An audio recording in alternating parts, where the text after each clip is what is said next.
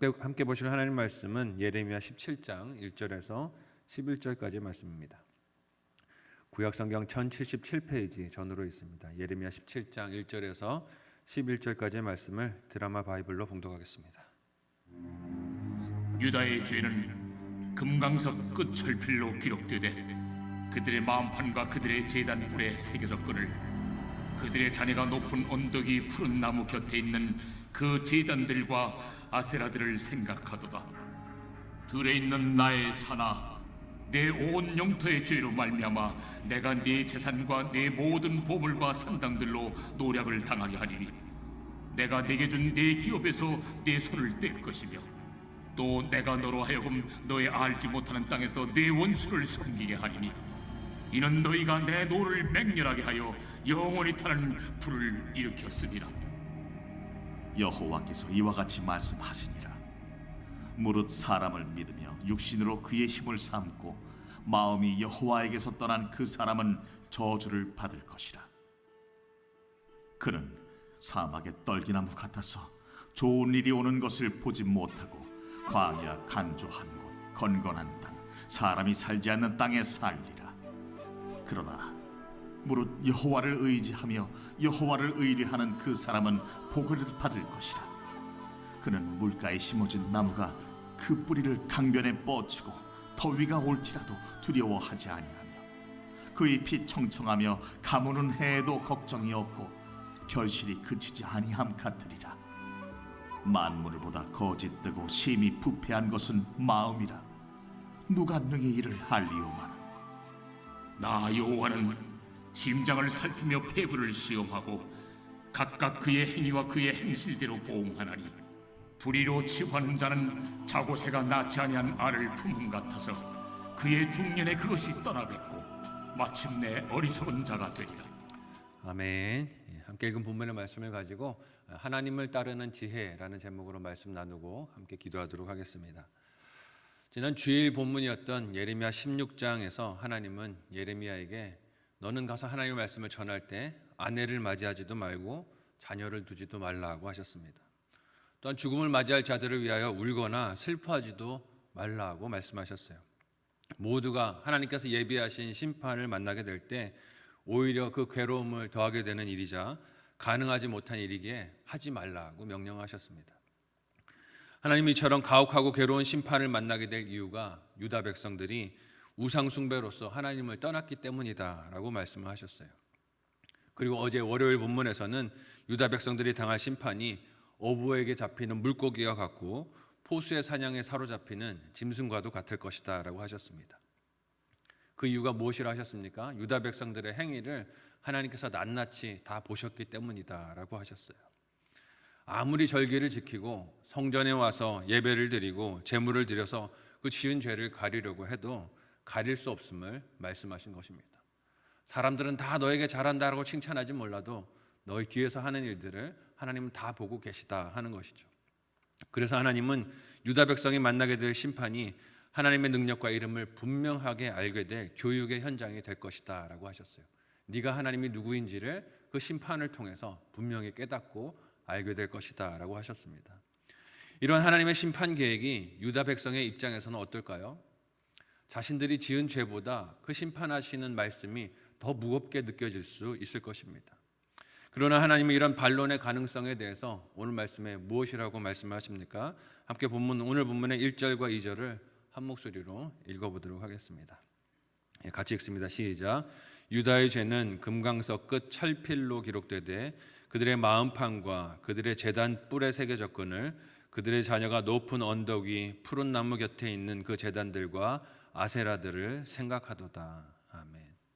하나님께서는 유다 백성의 죄가 금강석 끝 철필로 기록된 것이다 라고 말씀을 하십니다. 무슨 의미겠습니까? 철필이라는 말을 들을 때 우리가 느낄 수 있는 것은 그 심이 매우 단단해서 어디다가 새기면 절대로 지워지지 않는구나 하는 것을 알 수 있습니다. 지워질 수 없는 죄를 지었는데 그 죄가 새겨진 곳이 오늘 말씀을 보니 마음판이고 제단 뿔이다라고 말씀하십니다. 이는 유다 백성이 지은 죄가 몰라서 부지 중에 지었거나 본심이 아닌 불가항력적으로 범한 것이 아니라는 뜻이에요. 마음에 새겨졌다는 것이 무슨 뜻입니까? 의도적으로 죄를 짓고 있다는 뜻이에요. 생각하면서, 의도하면서 고의적으로 그 죄를 짓고 있다는 것이죠. 적극적으로 행한 죄라는 것을 보여줍니다. 또한 제단뿔에 새겨졌다라는 것은 무슨 뜻입니까? 제단뿔의 원래 역할이 짐승의 피를 발라서 죄를 속죄하는 것인데, 거기에 철필로 새겼다라는 뜻은 번제로도 지을 수 없는 완악한 그들의 마음을 보여줍니다. 하나님께 예배 드리면서도 죄 지을 생각을 끊임없이 하고 있다는 뜻이에요. 속죄를 위한 제물을 드리면서도 계속 죄악을 행할 계획들과 의도들을 마음에 담고 있었다는 뜻입니다. 이런 마음이겠죠. 또 회개하면 되지 뭐. 죄가 뭐 그리 대단한 일이야. 또 회개하면 되지 뭐. 제물 드리면 되겠지 뭐 하는 생각을 품었다는 것입니다. 그러니 읽은 말씀에 그들의 자녀들이 어떻다고 하십니까? 높은 언덕 그리고 푸른 나무 곁에 있는 우상들과 그 제단들을 떠올리고 있다라고 하세요. 마음에 깊이 새겨진 죄의 영향력이 다음 세대까지, 부모 세대만이 아니라 다음 세대까지 흘러가는 것을 보여주고 있습니다. 부모가 죄를 가볍게 여기니 자녀들도 어떻습니까? 그 죄를 심각하게 생각하지 않아요. 부모가 가정과 교회에서 다른 모습을 보이니 자녀들도 똑같이 하나님 별로 심각하지 않아. 우리 엄마 아빠 보니 집에서 하는 일이랑 교회랑 전혀 다른데 나도 똑같이 살아도 되겠구나라고 생각한다는 것이죠. 이렇게 씻을 수 없고 지을 수 없는 죄와 이를 고치지 않는 유다 백성을 향해 하나님께서 예고하시는 계획이 무엇입니까? 함께 오늘 본문 3절에서 4절까지의 내용을 한 목소리로 읽어보도록 하겠습니다. 같이 읽습니다. 시작. 들에 있는 나의 산아, 내 온 영토의 죄로 말미암아 내가 내 재산과 내 모든 보물과 산당들로 노략을 당하게 하리니 내가 내게 준 내 기업에게서 내 손을 뗄 것이며 또 내가 너로 하여금 너희 알지 못하는 땅에서 내 원수를 섬기게 하리니 이는 너희가 내 노를 맹렬하게 하여 영원히 타는 불을 일으켰음이라. 아멘. 하나님은 유다 백성들이 끈질기게도 버리지 않았던 우상 숭배의 죄를 약탈의 방법으로 징계하시겠다 말씀하십니다. 그 약탈의 대상이 무엇을 뜻합니까? 유다 백성들의 보물과 산당들이라고 하시는데, 이것은 유다 백성들이 그렇게 하나님을 배반하면서 찾았던 대상들이에요.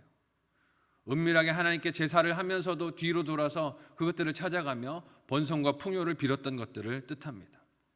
하나님 대신에 사랑하고 따랐던 것들을 지칭하는 것이에요. 자신들의 안전을 지켜주고 풍요와 번성을 줄 것이라고 믿으면서 의지했던 것들을 하나님이 허무하게 다 사라지게 하시겠다는 것입니다. 오늘날 우리에게는 그런 것들이 물질이 되고 있지 않습니까? 혹은 건강이 되지 않습니까? 잘 교육시켜서 좋은 직장에 보낸 자녀들, 혹은 든든하게 여기는 인맥이나 권력 같은 것들이 아닙니까? 너에게 의지했던 그 모든 것들이 다 신기루와 같이 허망하게 다 사라질 것이다 말씀하세요. 하나님의 뜻대로 사용하고 돌보는 것이 아니라 그 주신 것들을 하나님처럼 여기면서 의지하고 사랑하고 숭배하는 그 모든 것들은 오히려 징계와 심판을 받고 의지할 것이 되지 못함을 하나님이 깨닫게 해주시겠다는 것입니다.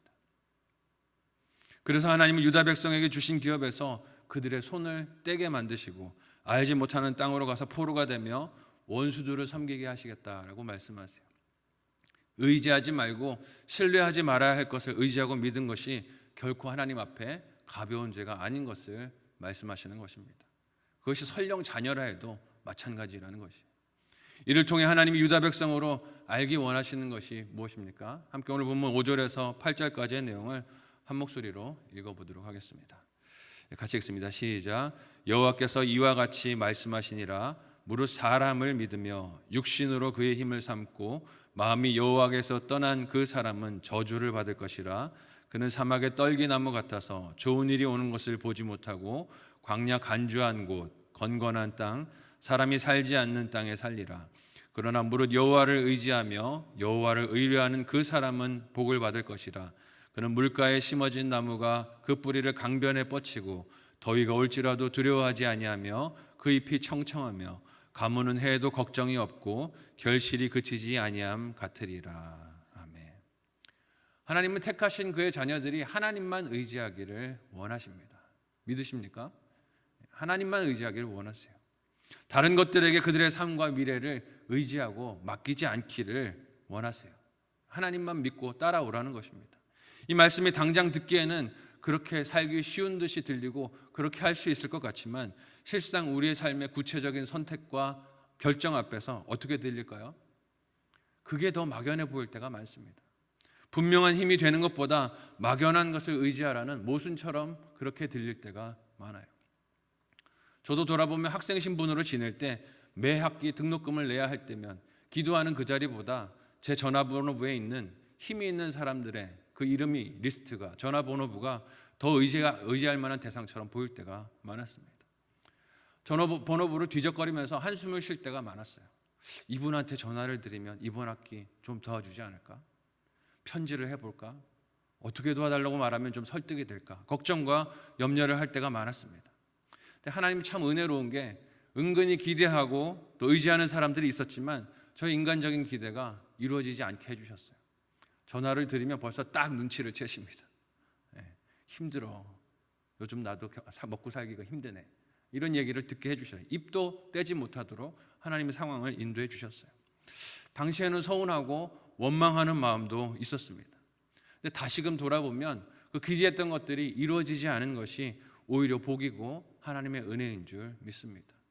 이루어지지 않으니 엎드려서 기도하게 되더라고요. 하나님이 신비한 방법으로 예상하지도 못했던 사람들을 통해서 방법을 통해서 채워주시는 은혜들을 경험했습니다. 그러면서 뭘 보여주십니까? 사람이 의지할 대상이 아니라 하나님만이 의지할 대상이다 하는 것을 보여주시고 가르쳐 주시는 것이죠. 아마 인간적인 저의 기대가 채워졌다면 어떻게 했을까요? 저는 사람을 더 의지했을 것 같아요. 그 사람이 나를 공부시켜 준 것이고 그 사람이 내 삶을 이어준 것이야 라고 그 사람을 생각하고 더 신뢰하고 그 사람의 말을 따랐을 것 같습니다. 하나님이 그렇게 하지 않도록 끈을 끊어주셨다는 생각이 들어요. 그래서 하나님은 유다 백성이 다른 나라 헛된 우상들, 힘과 군사력을 의지할 때 그들이 저주받고 살게 될 곳이 광야와 같이 척박한 땅이다 말씀하십니다. 너희가 사람을 의지하고 거기서 힘을 얻을 거라고 생각하느냐? 착각하지 말아라 말씀하시는 것이죠. 반면에 하나님을 의지하는 자는 물가에 심겨진 나무처럼 다가오는 환경과 어려움에도 걱정할 필요가 없을 것이라고 말씀하십니다. 왜냐하면 하나님이 힘이 되어 주셔서 그 환경과 어려움을 넘어가게 인도해 주시기 때문이죠. 이 말씀이 과연 우리에게는 어떤 영적 진단을 들려주시는 하나님의 음성이 되고 있습니까? 나는 사람과 세상 권력, 물질이나 힘을 따르지 않고 하나님을 의지하며 따르고 있습니까? 아니면 위기 상황만 되면 사람을 찾아, 힘을 찾아, 돈을 찾아 이리저리 헤매고 있습니까? 하나님이 나의 힘이라고, 하나님이 나의 의지라고 말은 그렇게 하지만 실질적 삶에서는 내게 힘이 되는 사람을 잡기 위해, 전문가를 잡기 위해, 돈을 잡기 위해, 권력을 잡기 위해 전전긍긍하고 있는 것은 아닙니까? 위기만 닥치면 주변에 힘이 있는 사람들의 전화번호를 뒤지면서 이 사람이 나를 도와주지 않을까 기대하고 있지 않습니까? 하나님은 온갖 예배로 입은 하나님께 가까이 있는 것 같아도 실제의 삶이 멀리 떨어진 유다 백성들의 영적 상태를 이렇게 말씀을 하십니다. 함께 오늘 본문 9절에서 11절까지의 말씀을 한 목소리로 읽어보도록 하겠습니다. 같이 읽습니다. 시작. 만물보다 거짓되고 심히 부패한 것은 마음이라 누가 능히 이를 알리오마는 나 여호와는 심장을 살피며 폐부를 시험하고 각각 그의 행위와 그의 행실대로 보응하나니 불의로 치부하는 자는 자고새가 낳지 아니한 알을 품은 것 같아서 그의 중년에 그것이 떠나겠고 마침내 어리석은 자가 되리라. 아멘. 우상숭배를 집요하게 고집하는 유다 백성에게 하나님은 그 문제가 그들의 마음에 있다고 하십니다. 행동을 고치라고 말씀하시는 것 같아도 실상은 무엇을 고치라는 뜻입니까? 네 마음을 고치라라고 말씀하시는 것이에요. 이에 비유로 등장하는 자고새는 허망한 노력과 수고를 상징합니다. 자기 것으로 여겨서 평생 품고 그래서 부화해서 알을 낳았는데 내 새끼라고 여겼는데 그것이 낳고 보니 도망가고 내 새끼가 아니더라 하는 것을 보여주시는 것이죠.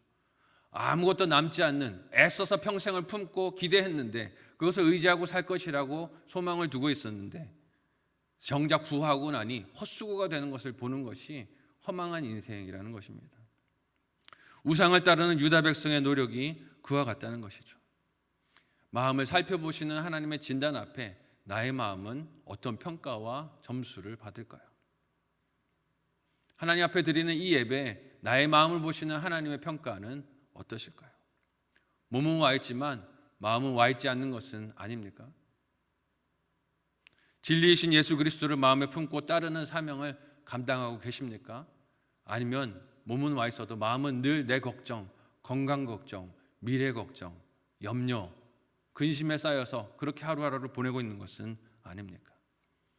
하나님만을 따르는 참 지혜의 길로만 걸어가시는 저와 여러분 모두가 되시기를 예수님의 이름으로 간절히 소원하고 축복합니다. 아멘.